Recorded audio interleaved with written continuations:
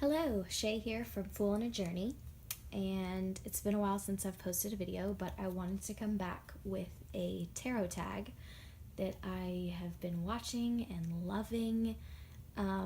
This one was by Veronica Rose, and it was the hashtag Innerstories. And I think that what was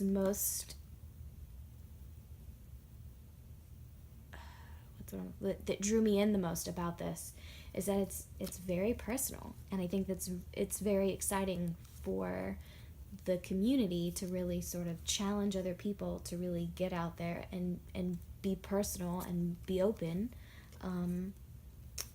and I wanted to respond. I thought it was great. I am using the Tarot of the She for this one. Just shuffling a little bit more for a second here. Make sure we're good and ready to go.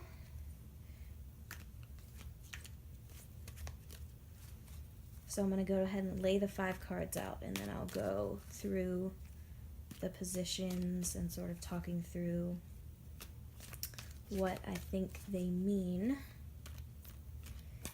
And I'm going to attempt to be as honest and open as possible, since I feel like that was really the point of digging deep in this particular challenge.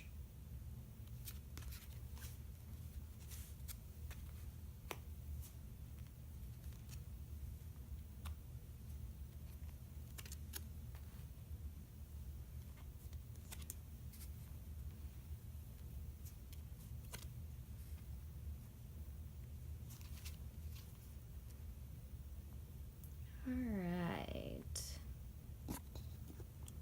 See if I can't focus a little better.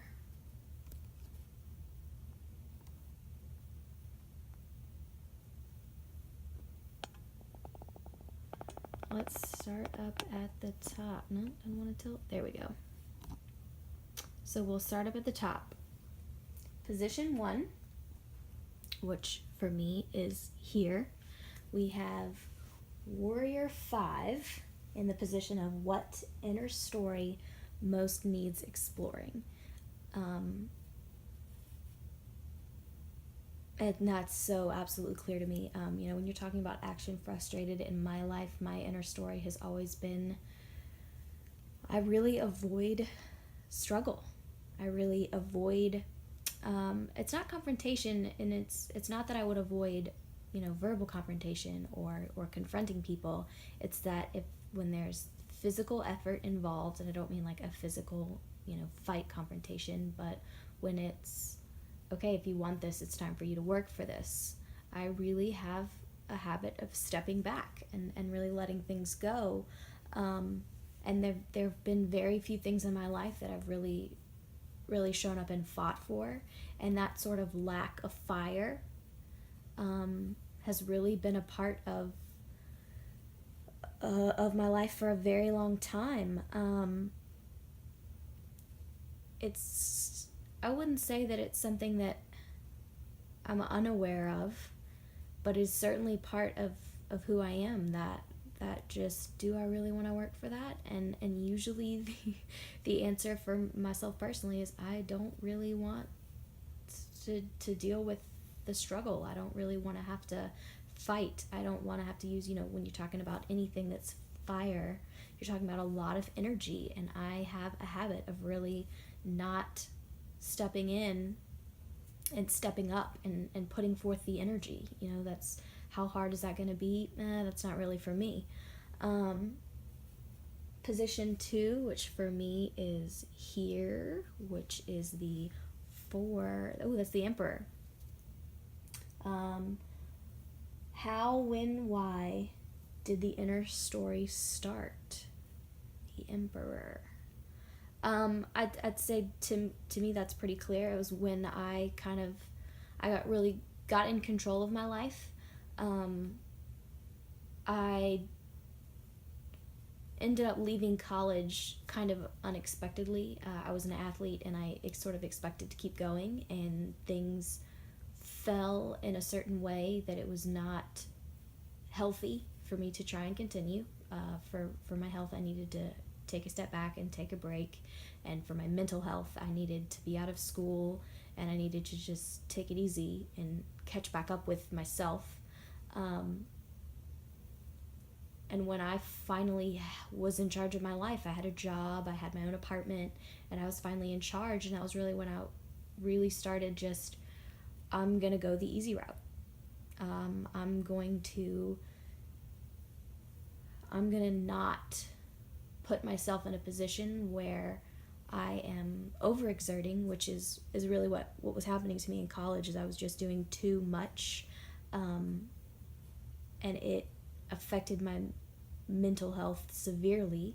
And so I really got in this place where I did not want to put any effort forward. Whenever I started really having to fight for things, it was, well, this got me in trouble last time. Nah, I don't think this is worth it. I'll just worry about something. I'll do something else. Which has not always been a positive thing. You know, I've let some things go that I could have fought for, or possibly, I can't say should have. I can't regret any decisions that I've made. They've led me to where I am, and I feel absolutely where I'm supposed to be. But I can clearly see that when I was fully in charge of my life and living on my own, I really started making the decisions to avoid high energy situations and high energy, anything. All right, let's ease on down here for the next bit.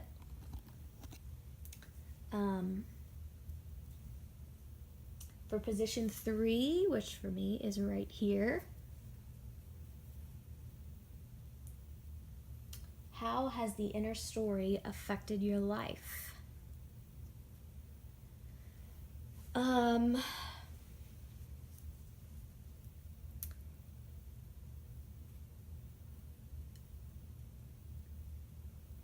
The dreamer in the Tarot of the She is the swords, and that is the Two of Swords, and it's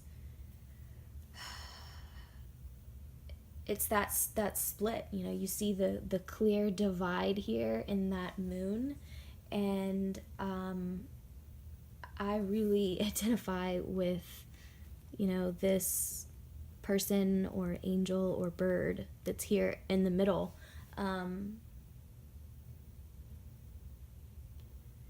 It really sat me in a place where I didn't make decisions. I really just sat at a crossroads. If both paths were going to be high energy, I just sat and did nothing. There are definitely some decisions that I didn't make. I let them be made for me because of that avoidance of confrontation. I don't think any of my big decisions, I don't think any of my huge life choices were made for me, but I definitely let smaller things sort of happen, instead of really saying, no, I'm going to do this, even though it was more difficult. Specific things that come to mind are when I got a new job and I just wouldn't quit my old one. I kept trying to work part-time because I didn't want to go in and turn in my 2-week notice. And then when I accidentally walked into a part-time job that was somewhere I loved and wanted to be 2 days a week, I was still trailing along this part-time job of a job I didn't want. I went and got a new full-time job because I didn't want to be there anymore. And then I find this amazing part-time job that I would have been happy to do, as much as they could have used me around my, full-time job work schedule. And I didn't have the time because I was just so overwhelmed with trying to not quit anywhere, when I should have. Definitely should have. But that was something that I really it's a decision I missed. I had a choice, a clear choice, and I just didn't take it. And I didn't make a lot of choices. I let a lot of choices just sort of pass by because I didn't want to engage or struggle. What is the most effective way to challenge your inner story? And we have the Dancer, which is the Ace of Water, which I think is a really beautiful contrast to, we see all this fire that we have going on up here, all this fire, and now how to challenge all the fire is the Ace of Water. That's gorgeous, obviously. I really think that it's saying that I need to let the emotion and the feeling be more of the drive than, focusing so much on the fire and the energy. Instead of thinking when I'm looking at something and deciding, do I want this in my life?